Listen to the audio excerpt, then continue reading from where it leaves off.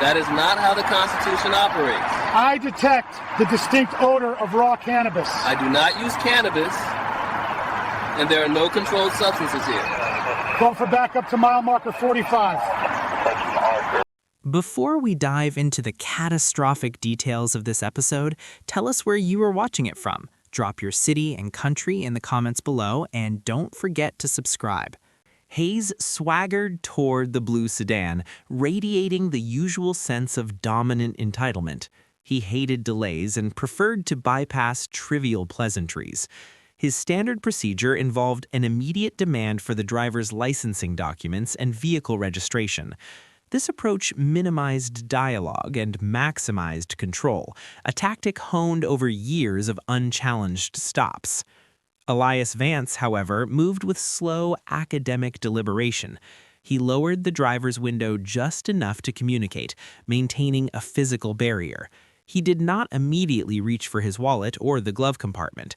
Instead, he calmly requested that the officer first articulate a precise, lawful reason for initiating the detention. Hayes was genuinely taken aback by this simple yet powerful procedural challenge. Drivers always produced the documents first. This was the first break in the expected chain of command. Hayes quickly fabricated a rationale, citing an alleged equipment violation, a broken taillight. He chose this specific violation because it was easily asserted and difficult to disprove instantly from the front of the vehicle. But Elias was prepared for even this basic deceit. The professor immediately countered the claim, stating firmly that he had personally inspected the lights the previous day and confirmed both were fully operational. The officer's frustration intensified rapidly. His standard procedure was failing. The shift from routine confidence to simmering annoyance was visible in his demeanor. Hayes decided to abandon the pretext and moved straight to an exercise of pure physical authority, ordering the man out of the car immediately. He assumed the simple act of command would restore order and compliance. Elias remained seated, completely unmoving. His refusal was delivered without aggression, reflecting deep knowledge rather than mere defiance. He proceeded to educate the officer on the relevant Supreme Court precedent. He mentioned the case name directly, articulating the requirement that while an officer could order a driver out during a normal traffic stop, escalating the stop, particularly demanding exit when only an equipment violation was suspected, required a specific individualized suspicion of criminal activity beyond the alleged infraction. Elias demanded that Hayes provide this constitutionally required specific justification. The citation of Supreme Court case law on a routine traffic stop stunned Hayes into temporary paralysis. His brain struggled to process the unexpected intellectual challenge. He stammered, temporarily losing the crispness of his command voice. He retreated to the only defense mechanism he truly knew: brute institutional assertion. He claimed his authority as an officer was the sole justification necessary, insisting that his lawful command must be instantly obeyed, regardless of the legal nuances being cited. Elias rejected this notion decisively. He clarified that the Constitution did not operate on the officer's personal feelings of authority. He introduced himself fully, confirming his identity as Professor Elias Vance, and stated clearly that his fundamental rights as a citizen were being infringed upon at that very moment. The professor's meticulous and calm legal counterarguments only served to accelerate Hayes's shift from frustration to genuine panic. Hayes realized he had encountered someone who could not be bullied, who saw through the veil of uniformed authority, and who possessed the academic tools to utterly dismantle his actions. The realization that his normal coercive techniques were ineffective pushed Hayes into a critical error. He decided to abandon the pretense of the taillight entirely and resort to manufacturing probable cause, the standard technique used by officers when they lack legitimate grounds for a search but desperately want one. Hayes leaned closer to the open window and announced that he detected the distinct and easily recognizable odor of raw cannabis emanating from inside the vehicle. This claim, often difficult to immediately disprove, was intended to immediately escalate the situation to the level of a custodial arrest or a warrantless search based on the plain smell doctrine. Elias noted the fabricated probable cause internally, identifying the exact moment the stop turned from a minor constitutional violation into a serious civil rights infraction involving official misconduct. He immediately refuted the olfactory claim in unwavering terms. He asserted forcefully that he did not use controlled substances and confirmed there was nothing illegal whatsoever inside his vehicle. Crucially, Elias informed the officer that the entire exchange, including the officer's false claim of drug odor, was being meticulously recorded by his onboard camera system. Hayes understood the gravity of that statement. A recording capturing a manufactured legal justification was dangerous evidence. His initial panic solidified into tactical desperation.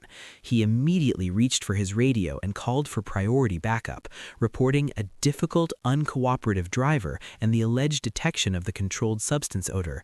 He gave the precise location, mile marker 45 on I-87, hoping the presence of additional uniformed authority would overwhelm the professor's resistance and force compliance before the situation could escalate further onto the recording. The wait was brief. Within minutes, the approaching sirens signaled the arrival of 2 additional patrol units, carrying Officer Anya Sharma and Officer Ben Cruz. Hayes briefly briefed them, claiming he had an uncooperative subject who was resisting his lawful command following the discovery of the cannabis odor. Officer Sharma, a seasoned officer known for her commitment to proper procedure, approached the situation with cautious observation. She sensed the undue tension and the distinct defensiveness in Hayes's voice. She moved around the vehicle to perform a professional assessment of the initial alleged infraction. Sharma walked deliberately to the rear of the blue Toyota sedan. She bent low, examining the lights, the lenses, and the wiring connections. She then returned to where Hayes and Cruz stood, her expression professional but guarded. She spoke quietly to Hayes, ensuring the professor could not immediately overhear her words. She confirmed that both of the vehicle's taillights were fully functional and displayed no visible damage or defects. Hayes went utterly silent, the blood draining from his face as his primary pretext vanished. Elias seized the moment, speaking clearly to Officer Sharma through the partially open window. He concisely summarized the timeline: Hayes's false initial claim, the lack of reasonable suspicion required for the escalation, and finally, the attempted fabrication of probable cause using the alleged cannabis odor. Officer Sharma approached Elias's window professionally. She paused, took a very deliberate and noticeable breath, performing the required olfactory verification. She then stepped back, turned to Hayes and Cruz, and delivered her professional judgment. She confirmed that she detected no odor whatsoever of any prohibited substance emanating from the vehicle's interior. The entire basis for the stop and the subsequent detention collapsed instantly. Elias was immediately released without even a warning, his rights entirely vindicated by the professionalism of the arriving backup officers. Stood that rights asserted without consequence were merely theoretical. Within hours of his release, he began compiling the necessary documentation. He filed a formal, detailed complaint with the police department's Internal Affairs Division and the Civilian Oversight Board. Crucially, his complaint was not based on abstract principle. It was anchored by the irrefutable visual and audio evidence captured by his high-definition dashboard camera. The footage captured every word spoken, every procedural misstep, and the distinct lack of any physical damage or detectable odor. The footage served as a cold, objective witness, stripping away any possible denial or defense Hayes might attempt. The narrative presented by the officer, a simple, aggressive, and necessary response to a dangerous situation, was obliterated by the digital record. Internal Affairs investigators viewed the footage with growing concern, recognizing the textbook definition of official misconduct. They saw a veteran officer blatantly violate established protocol, attempt to deceive a citizen, and then manufacture a crime to justify an illegal search. The investigation into the specific traffic stop expanded rapidly. The investigators were forced to look beyond this single Tuesday afternoon. They initiated an audit of Officer Hayes's entire history of traffic stops. They needed to know if this was an isolated incident of poor judgment or a deeply embedded pattern of abuse. The statistical analysis of his 16 years of activity was underway, transforming Elias Vance's one traffic stop into a full-scale systemic inquiry. The internal investigation team worked tirelessly, cross-referencing years of traffic citation data, arrest reports, and use of force forms attributed to Dustin Hayes. What they discovered was statistically devastating.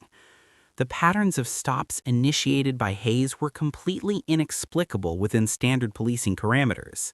His rate of escalated searches compared to actual contraband recovery was alarmingly low, suggesting chronic reliance on manufactured probable cause. His stops displayed an undeniable bias, disproportionately targeting specific demographic groups for alleged equipment violations that were rarely found to be genuine upon closer inspection, mirroring the false taillight claim against Elias.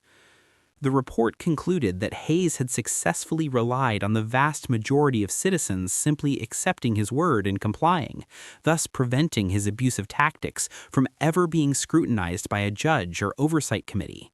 His career was built on the calculated risk that people would prioritize expediency over the assertion of their constitutional rights. After 8 weeks of intense review, the police chief made the unavoidable decision. The evidence of official misconduct, statistical bias, and the use of fabricated evidence, all captured clearly on Professor Vance's camera, was overwhelming and indefensible. Hayes was formally terminated from the police department.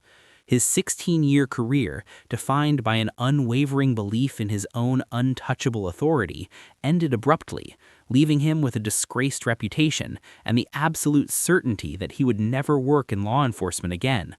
The consequences of that brief moment of attempted coercion were only beginning to manifest. Elias Vance was not finished. Termination was accountability for the department, but it did not provide personal justice or compensation for the violation of his rights. He swiftly filed a comprehensive civil rights lawsuit against both Dustin Hayes personally and the entire police department. The lawsuit alleged illegal detention, attempted unlawful search, and deliberate constitutional violations. The department's legal counsel immediately recognized the profound danger posed by the case, allowing a constitutional law professor specializing in Fourth Amendment litigation to testify as the plaintiff in front of a jury about how officers are trained to fabricate probable cause would be devastatingly effective. It would not only guarantee a substantial financial loss, but would also expose the department to crippling public relations damage and potentially set a costly legal precedent. They needed to eliminate the threat of a public trial immediately. The state moved quickly to settle the case. They agreed to a substantial financial payment of $150,000 to Elias Vance. More importantly, they agreed to sweeping systemic reforms, updating training procedures regarding reasonable suspicion and probable cause documentation to prevent future reliance on manufactured evidence. Dustin Hayes' legacy became the financial and institutional burden placed on his former employer. Elias Vance, through the simple, principled act of asserting his rights during a traffic stop, demonstrated that knowing the Constitution is not merely academic knowledge, it is the ultimate shield against the abuse of power, turning a momentary injustice into a massive catalyst for institutional correction. This entire saga proves that the badge offers protection only until that authority is challenged by documented truth. Do you think justice was served, or should the consequences for official misconduct have been even greater?